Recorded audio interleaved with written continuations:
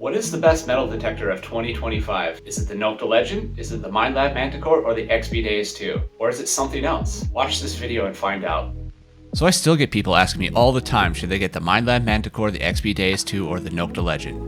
Now, I was hoping I could have included the Garrett Vortex in this conversation, but unfortunately it has no full-tone audio, which means right out of the gate, I can't take it seriously as a professional level detector in 2025. There also appears to be some technical issues with the machine that are still being ironed out. Either way, all machines that are competing with the Vortex have a full suite of modern audio options like full tones, pitch tones, and more that make all of them better choices. I was really hoping Garrett would put forth a solid machine, but right now it's feature bearing. Now, in regards to the big three detectors, the Manticore, the Deus 2, and the Legend, I still have not seen any compelling evidence that any one of these detectors can hit targets that the others cannot. So as it stands, there is no evidence of meaningful raw performance differences between these detectors. Now, several people have linked me to videos where it appears one detector is hitting a target that the other cannot, but in every instance there are problems with the methods and therefore with the conclusions as well. For example, they won't swing in the same direction with the same orientation. There are targets out there that can only be hit upon from certain angles. If you aren't swinging from exactly the same standing position, then we cannot consider the video as sufficient proof that one detector is hitting a target that the other cannot. Same with coil size and geometry. I have proven in my prior videos that there are certain arrangements of iron objects and desirable objects that can only be unmasked with one particular coil size and geometry. They need to have the same shape and size of coil for the comparison to be valid. The machines also need commensurate settings, similar swing techniques, similar swing heights, and more. And quite frankly, the necessary criteria to be considered proof is quite strict. I personally tried to hold myself and my statements to higher levels of scientific rigor than most, and as a result, I'm not convinced by backyard demonstrations as much as other people are. I see blatantly obvious issues in these backyard demonstrations, like using iron nails above ground that no longer have their paramagnetic halos of iron oxide, a component that behaves very similarly to aluminum and therefore increases the potential to false, but it's missing from the test. Testers will often sometimes swing over above ground iron as proof that the machine isn't iron falsing, which is honestly pretty obviously wrong. I mean, who hasn't had the experience of swinging on a target that sounds very much like a non-ferrous target, only when you dig it up you find a nail, and then when you swing it back over your machine, the machine is very clearly calling it iron now, and that's because the dissolved iron oxide halo is missing. A nail above ground is so much easier to tell that it's iron for a machine than a nail in the ground with that dissolved iron halo. But I digress. In my own personal testing, I can find no meaningful differences between these detectors in terms of raw performance. I have dedicated entire weeks to carrying around two detectors and swinging over fringe targets with both machines in an attempt to catch even one target on video that one machine hits that the other does not. I have not been able to do it, and nobody else has either. If there was a significant difference between any of these machines, it would be much easier to observe in the wild. So at a minimum, the difficulty in finding these targets that one machine can hit that the other cannot proves that the differences are very, very minor, or that the odds of encountering such a target situation is incredibly low.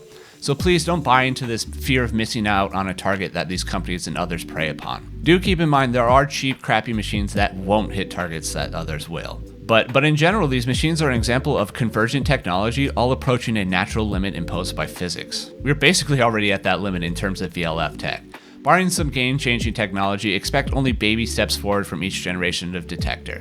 Anybody out there peddling the idea that some detector is a magic unmasker, whether simultaneous multi-frequency or single frequency or digital or analog or whatever, these people don't really understand the big picture here. That being said, there are some differences between these machines that actually do matter. In terms of price, the Legend is the better value than the Manticore, the Deus 2, hands down. Oh, and I would include the Nokta triple score in this category of top detector too, because it's essentially a Legend with a few less niche features. Now, some people ask me about the so-called WS6 Master, which is the Deus 2, but it uses the headphone puck as the primary interface. Yeah, you get a Deus 2 at a much better price, but the WS6 puck is a total nightmare to make any adjustments on. I personally couldn't stand doing my detecting on something that's equivalent to a 1980s Casio watch. To me, it seems like a good way to ensure that you'll never play with your settings and then never learn and grow as a detectorist. I personally like to make frequent setting changes when I detect, and I simply couldn't recommend it on that basis alone. But there are some people out there that never want to change settings and they just want to cycle through stock programs.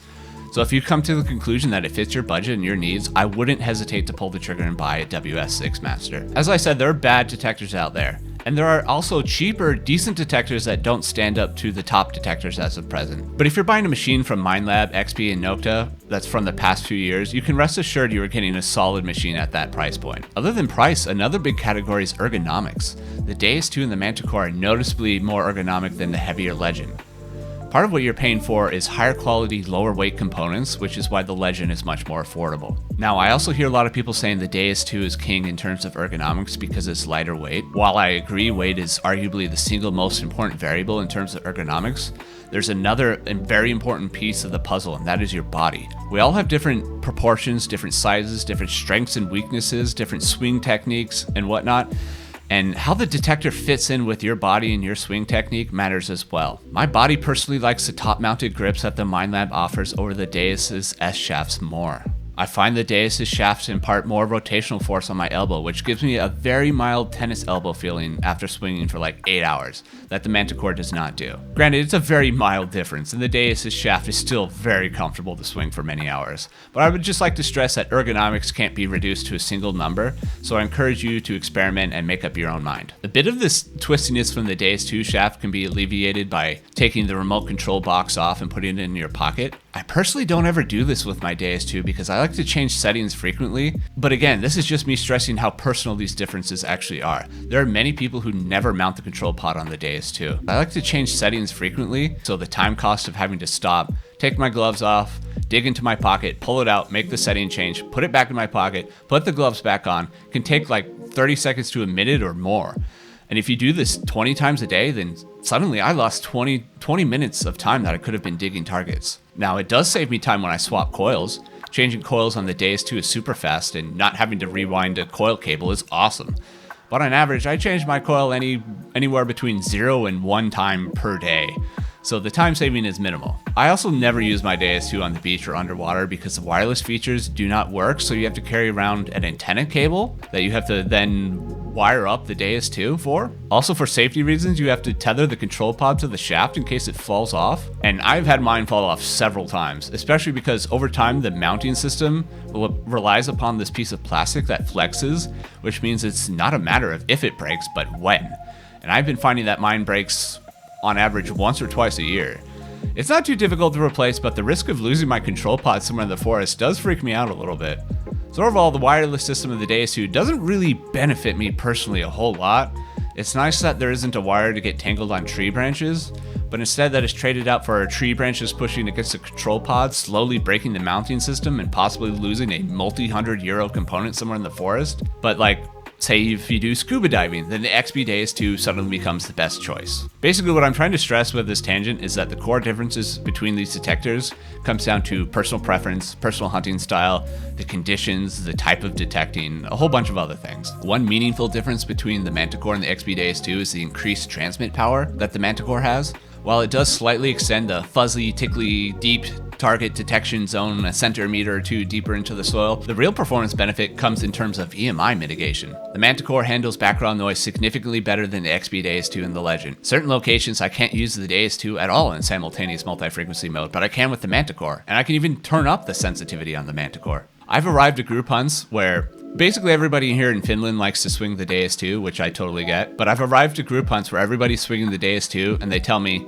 this is a single frequency field. Nobody can run simultaneous multi-frequency here. So a lot of farm fields have high intensity power lines running through them, and that's the reason why. But I can take out the Manticore and I can run simultaneous multi-frequency with the sensitivity boosted in these fields where everybody else is forced to switch to single frequency. I also never find myself constantly scanning for clear channels with the Manticore. Many hunts with the Deus 2, I'm finding myself having to do frequency shifts every 5 minutes or every 20 meters moved in a given direction, which is another reason why I hate putting the control pod into my pocket and having to take it out to make changes. So if I suspect I'm going anywhere near power lines, near urban environments where there might be EMI, I find the Manticore has a meaningful advantage. And since simultaneous multi-frequency has lots of performance advantages over single frequency, yeah, I get that's a debate for another video, but being able to operate in SMF while others are in single frequency is a huge advantage. So I think the actual real-world performance advantage of the Manticore's increased power output is primarily realized in high EMI environments and not really about depth. It's simply in its own class in terms of EMI mitigation at this moment. Now, something in favor of the Deus 2.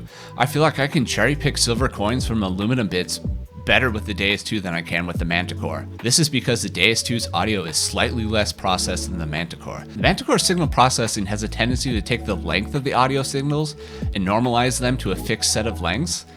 And since target ID correlates to the size of the object, if one were to graph the size versus target ID for a variety of metals, they would find that for a given size of object, silver tends to produce a higher target ID than, say, aluminum.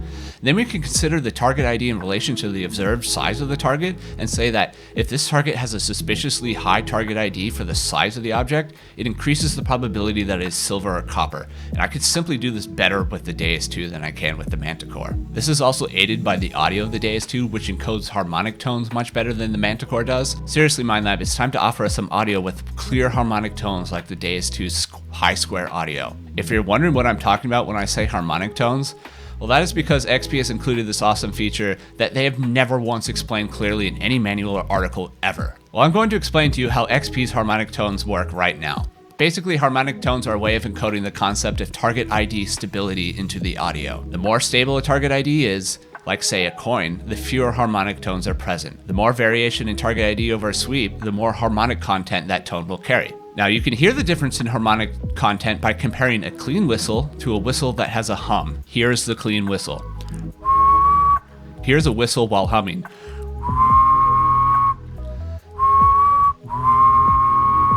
They are exactly the same pitch, but the whistle with the hum has a grindy quality to it.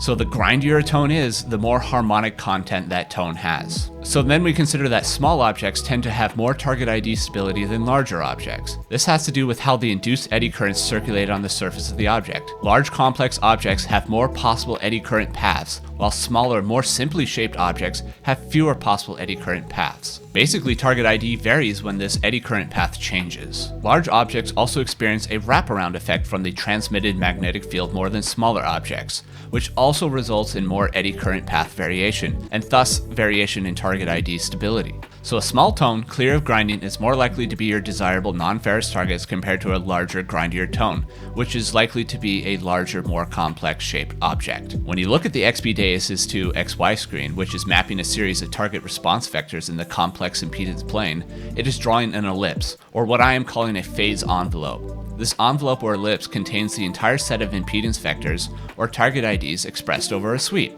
The greater the variation in target ID, the more the phase angle of the impedance vector changes, which gives a greater width to the phase envelope. So the amount of harmonic content in a tone is directly proportional to the width of the phase envelope formed on the XP Deus 2 XY screen. Minelab, it's time for harmonic tones. Obviously in full tones you can hear target ID variation through the variation in pitch, but an extra layer of encoding into the audio would be great. That being said, the same information is also contained within the 2D screen of the Manticore, but it includes an extra dimension that expresses the magnetic content of the signal. Now the 2D screen is maybe my favorite target analysis feature on any detector ever, though I use it for a different purpose than most. I think a lot of people were hoping that the 2D screen would help them dig more silver coins, for example, but I think it's honestly quite useless for identifying a silver coin signal because all the important information could be heard in the audio. So right away, if you're hoping that it will help you find more silver, I don't think that's necessarily the case. Now, what I do find the 2D screen to be amazing at is classifying iron objects. Somebody like me who searches for desirable iron objects like spear tips, swords, and whatnot, it's the most valuable tool I've ever encountered for this goal. With the Manticore's 2D screen, I can ignore iron nails and still dig desirable iron objects with a level of surgical precision that I simply cannot get with the Deus 2's even more expressive audio. Right away, the ability to split iron objects into two categories, cylindrical iron and flat iron, is huge. I started metal detecting this season with the goal of finding a Viking sword. Part of the challenge involved in this is ignoring all the problem iron objects that you find in the forest, like nails, forest staples, barbed wire, and all sorts of, forestry related junk. The faster I can determine something is more likely to be an iron nail or a staple and move on, the more I can increase my odds of finding desirable iron objects. The 2D screen is phenomenal at this. Seriously, one of the best things I did as a detectorist this season was dig nearly every iron object in hopes of learning the patterns on the Manticore's 2D screen, and it has paid dividends. Not only in terms of finding desirable iron objects, but also in terms of aiding in unmasking scenarios. Many detectors are great at calling non-ferrous objects, but when it comes to iron objects, their brains are usually only trained to say whether it's iron or not. Well, if you dig and pay careful attention to the responses of a variety of iron objects with the Manticore's 2D screen, you can take this skill of classification and apply it to iron as well. So now when I encounter a potential iron masking scenario, I can derive more information about the iron in the ground beyond, yeah, that's iron. Imagine if you could go to a potential iron masking scenario and be able to evaluate what type of iron objects you are dealing with. That is going to give you a huge advantage. Seriously, if you hunt an iron, learn the iron too. It's been a game changer for me. I was able to take these techniques and apply them to produce amazing results this season. Oh my god, I fucking did it, guys. I got a fucking Viking sword. Sorry, I'm fucking shaking like mad right now. Let me try and hold the camera still. So talking about the differences between the Manticore and the Deus 2 isn't about saying one machine is the winner and the other is the loser, but rather to show you how I adapt each detector into my lineup to suit my needs and the hunting situations that I encounter.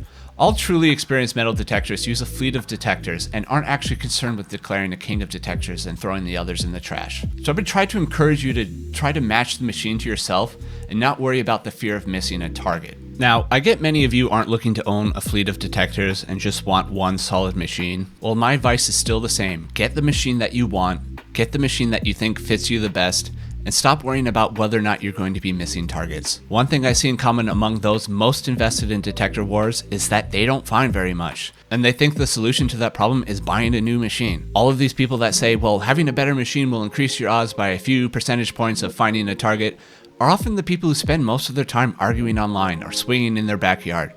Just going out and actually detecting and exploring will improve your odds of finding something amazing so much more than any hair difference in performance that somebody can show in an artificial backyard metal detecting test. So in summary, there are no wrong choices between the Manticore, the Deus 2, and the Legend, and I would even toss the triple score in there. If you're buying a Nokta, a Minelab, or a Deus machine from the past few years, regardless of whether it is a budget entry-level machine or a flagship machine, you can rest assured you have made a good purchase and the machine won't be the variable holding you back from finding amazing stuff.